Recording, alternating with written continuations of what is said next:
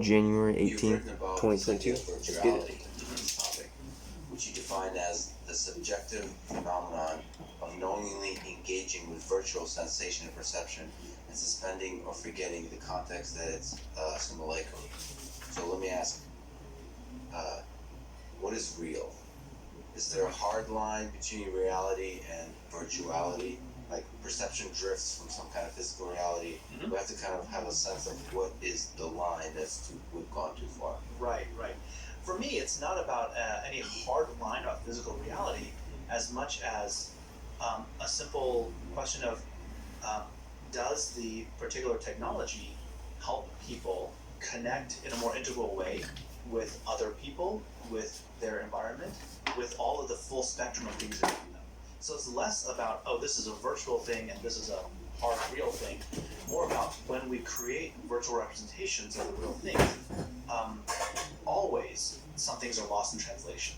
Usually many dimensions are lost in translation, right? We're now coming to almost 2 years of COVID, people on Zoom all the time. You know it's different when you meet somebody in person than when you see them on Zoom. I've seen you on YouTube lots, right?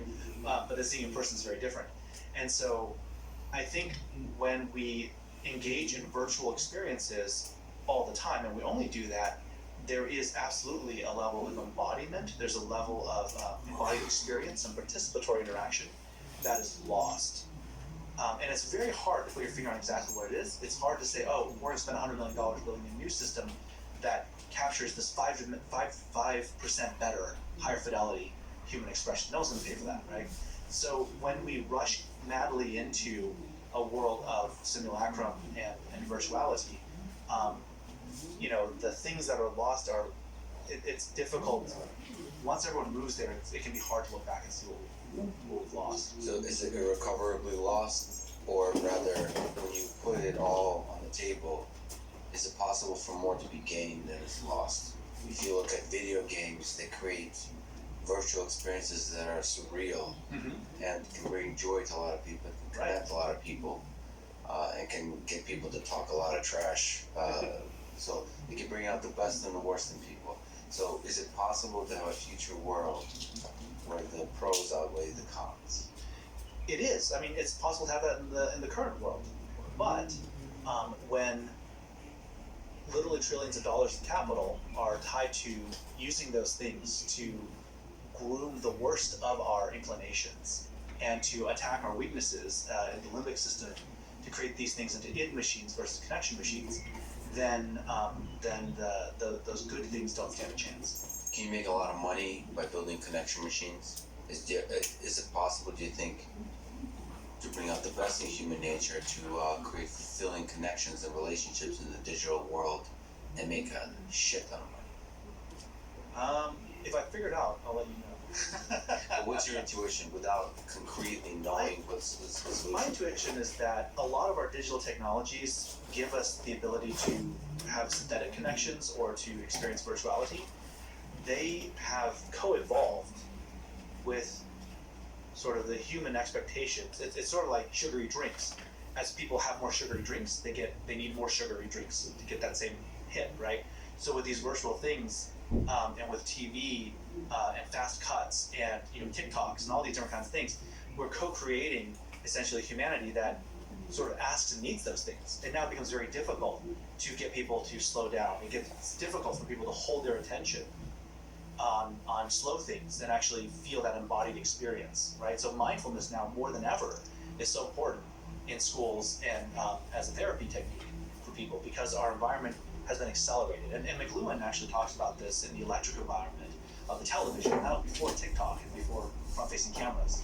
So I think for me the concern is that it's not like we can ever switch to doing something better, but more of the humans and technology, they're not independent of each other. The technology that we use kind of molds what we need for the next generation of technology. Yeah, but humans are intelligent and they're introspective, and they can reflect on the experiences of their life. So, for example, there's been many years of my life where I ate an excessive amount of sugar, and in a certain moment I woke up and said, why do I keep doing this? This doesn't feel good, like long term. And I think, so going through the TikTok process, realizing, okay, when I shorten my attention span, actually that does not make me feel good longer term. Mm-hmm. And realizing that, and then going to platforms, Mm-hmm. going to places that are away from the sugar. Mm-hmm. So in so doing, you can create platforms that can make a lot of money, so to help people wake up to what actually makes them feel good long term, develop, grow as human beings, and it just feels like humans are more intelligent than mice looking for cheese.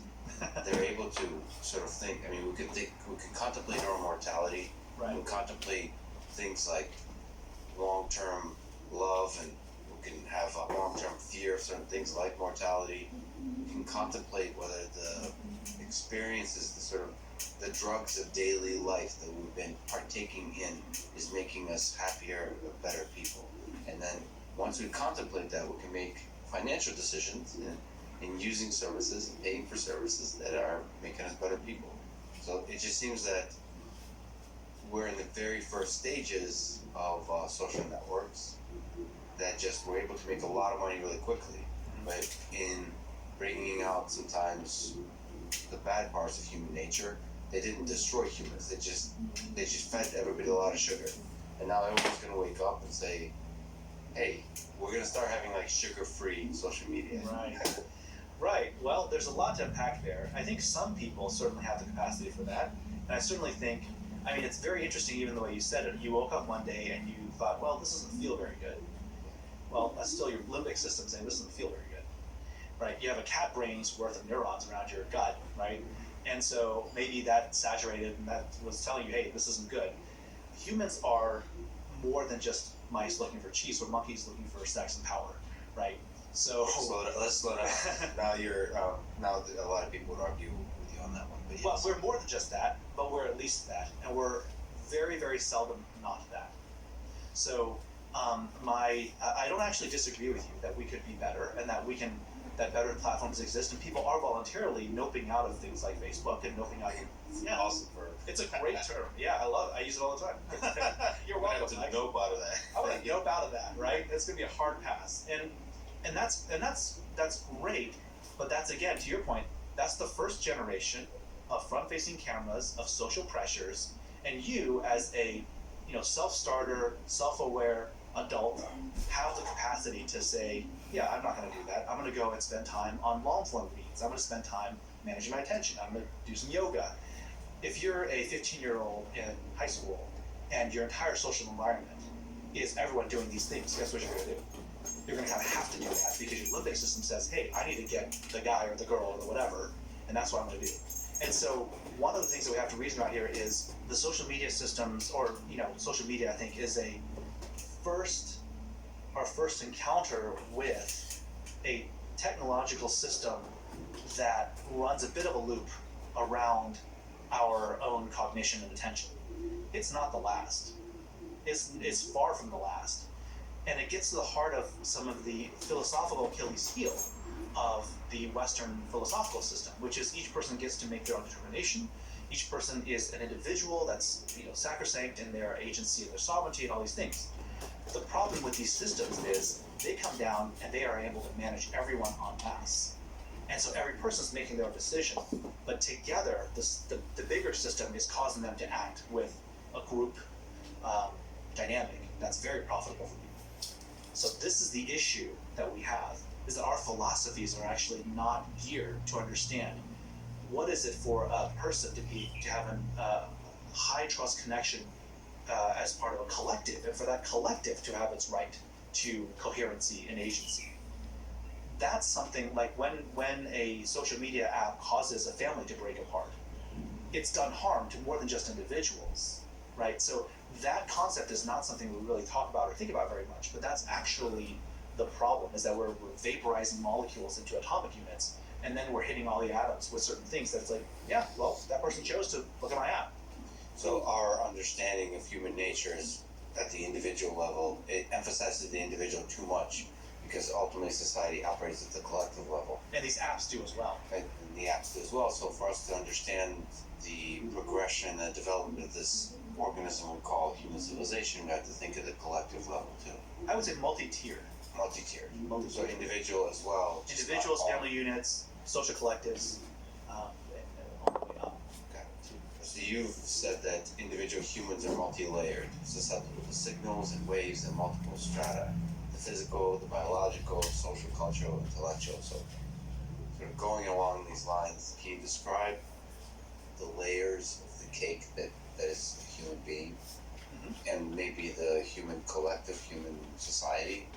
So I'm just stealing wholesale here from Robert Pirsig, who is the author of Zen and the Art of Motorcycle Maintenance. And in his follow-on book, is a sequel to it called Lila. He goes into this in a little more detail, but it's a crude approach to thinking about people, but I think it's still an advancement over traditional subject-object metaphysics, where we look at people as a dualist would say, well, is your mind, your consciousness, is that just merely the matter that's in your brain, or is there something kind of more beyond that? And they would say, yes, there's a soul, sort of ineffable soul beyond just merely the physical body, right?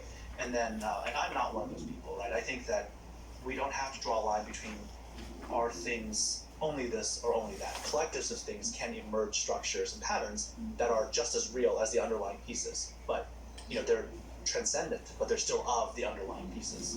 So your body is this way. I mean, we just know physically you consist of atoms and whatnot, and then the atoms are arranged into molecules, which then arrange into certain kinds of structures that seem to have a homeostasis to them. We call them cells, and those cells form, sort of biological structures. Those biological structures give your body its physical ability and the biological ability to consume energy and to maintain homeostasis. But humans are social animals. I mean, a human by themselves is not very long for the world. So we also, part of our biology is wired to connect to other people, to from the mirror neurons to our language centers and all these other things. So we are intrinsically, there's a part of us that wants to be part of a thing. If we're around other people, not saying a word, but they're just up and down, jumping and dancing, laughing, we're gonna feel better, right? And there was no exchange of physical anything. They didn't give us like 5 atoms of happiness, right? But there's an induction in our own sense of self that is at that social level. And then beyond that, Pirsig puts the intellectual level kind of one level higher than the social. I think they're actually more intertwined than that. But the intellectual level is the level of pure ideas, that you are a vessel for memes, you're a vessel for philosophies. You will conduct yourself in a particular way. I mean, I think part of this is, if we think about it from a physics perspective, you're not, there's a joke that physicists like to approximate things. And we'll say, well, approximate a spherical cow, right? You're not a spherical cow, you're not a spherical human. You're a messy human, and we can't even say what the dynamics of emotion will be unless we analyze all 4 of these layers, right?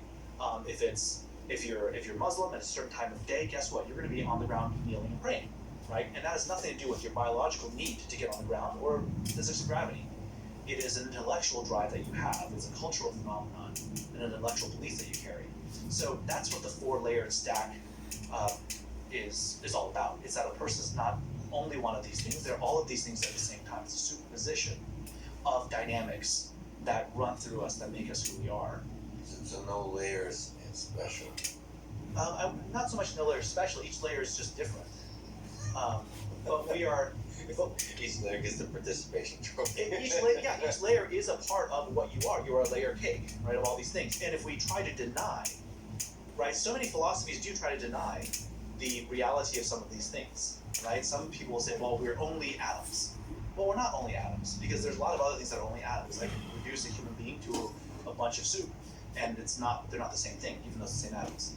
So I think the order of the patterns that emerge within humans, to understand, to really think about what a next generation philosophy would look like, that would allow us to reason about extending humans into the digital realm, or to interact with autonomous intelligences that are not biological in nature.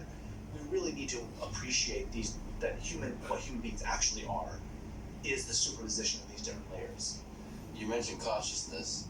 Are each of these layers of cake conscious? Is consciousness a particular quality of one of the layers? Is there like a spike if you have a consciousness detector at these layers? Or is something that just permeates all of these layers and just takes different form?